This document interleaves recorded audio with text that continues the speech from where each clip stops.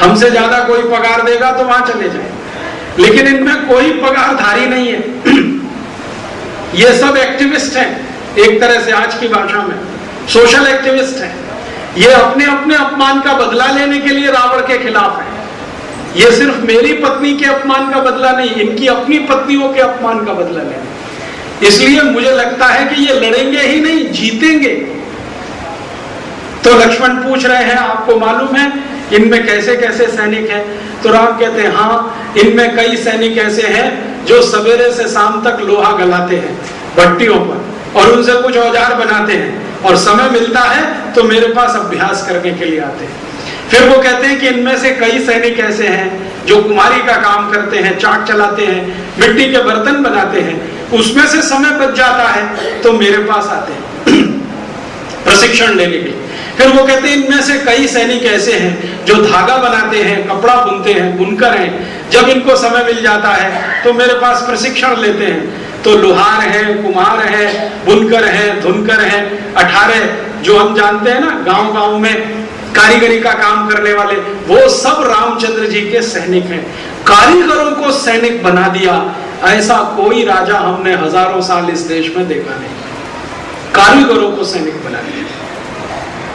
जितने भी राजा हैं, दशरथ के पहले के 5 कुल, रघु से शुरू होता है और दशरथ तक आते 5 बीते हैं कुल। इन 5 समय में जितने भी राजा हुए हैं सबके पास पूर्णकालिक सैनिक हैं, पगार पर काम करने वाले सैनिक हैं। राम अकेले राजा हैं अपने कुल में जिनके पास एक भी सैनिक नहीं है जो पगार लेकर लड़े।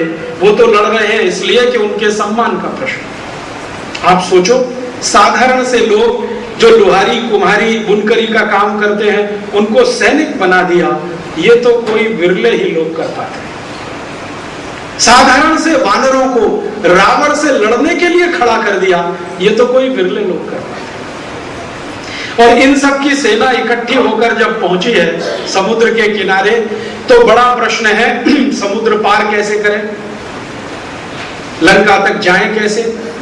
और उसके पहले की घटना यह है कि यह तय किया गया कि भाई हम सब समुद्र जाएंगे पार करने के लिए, उसके पहले किसी एक को भेज के देख लो।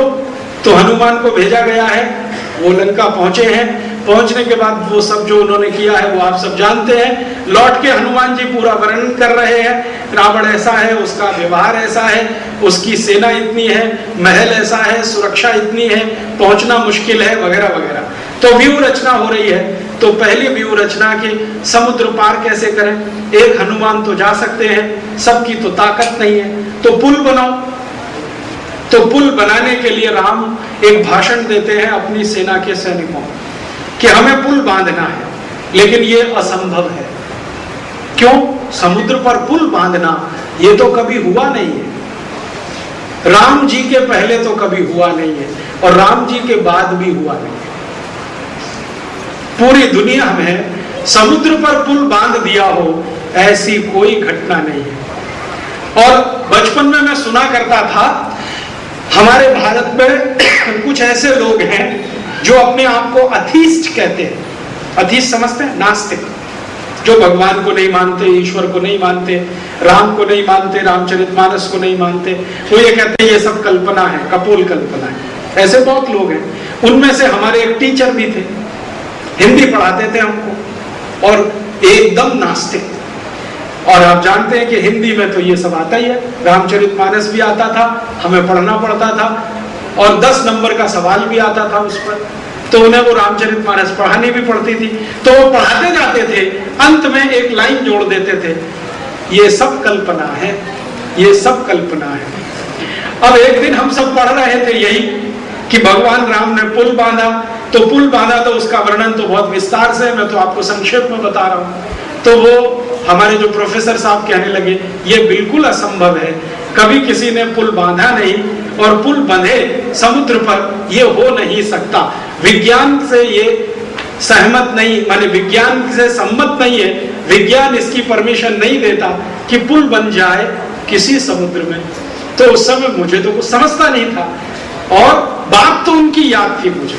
अभी थोड़े दिन पहले मेरा एक दोस्त जो मेरे साथ पढ़ाई करता था, अब अमेरिका में नौकरी करता है, नासा में काम करता है। तो उसने मुझे कुछ फोटोग्राफ्स भेजे।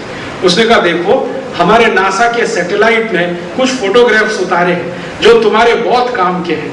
तो मुझे मालूम नहीं था कि वो फोटोग्राफ्स का विषय क्या है, लेकिन जब वो आए मेल के द्वारा और मैंने मेरा मेल बॉक्स खोला तो मुझे बहुत आश्चर्य हुआ कि वो फोटोग्राफ 5,13,000 वर्ष पहले के,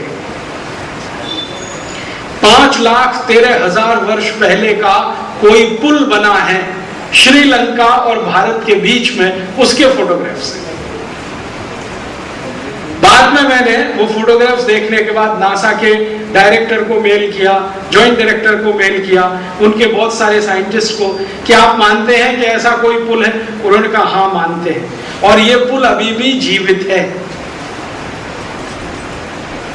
रामेश्वरम है ना, रामेश्वरम, वहां से शुरू होकर और लंका का आखिरी जो किनारा है वहां तक जाता है। पुल अभी भी जीवित है और 47 नॉटिकल माइल का है और भारत के समुद्र के आखिरी किनारे से श्रीलंका के समुद्र के पहले किनारे के बीच की दूरी भी 47 नॉटिकल माइल है। तो मैंने उनसे पूछा ये कैसे संभव है? सैटेलाइट तो झूठ बोल नहीं सकता क्योंकि सैटेलाइट में कोई आदमी नहीं होता। झूठ बोलने की आदत तो आदमियों को होती है, मशीन तो ज्यादा नहीं बोलती और उसकी प्रोग्रामिंग भी वैसी नहीं है, क्योंकि अमेरिका ने ये प्रोग्रामिंग फीड करके सैटेलाइट नहीं छोड़ा था कि उस पुल का ही फोटो लेना है। वो तो दुनिया भर के फोटो उतार रहा है, घूमता रहता है, फोटो उतारता रहता है। अभी फोटो आ गए उसकी पकड़ में तो हम देख रहे हैं। तो अब अमेरिका के नासा के सब वैज्ञानिकों ने मान लिया कि भारत देश में 5,13,000 साल पहले कोई पुल बना था और भगवान राम का समय ठीक आज से 5,13,000 कुछ 100 वर्ष का है, ठीक आज के समय से। तो यह सिद्ध हो गया कि पुल बना।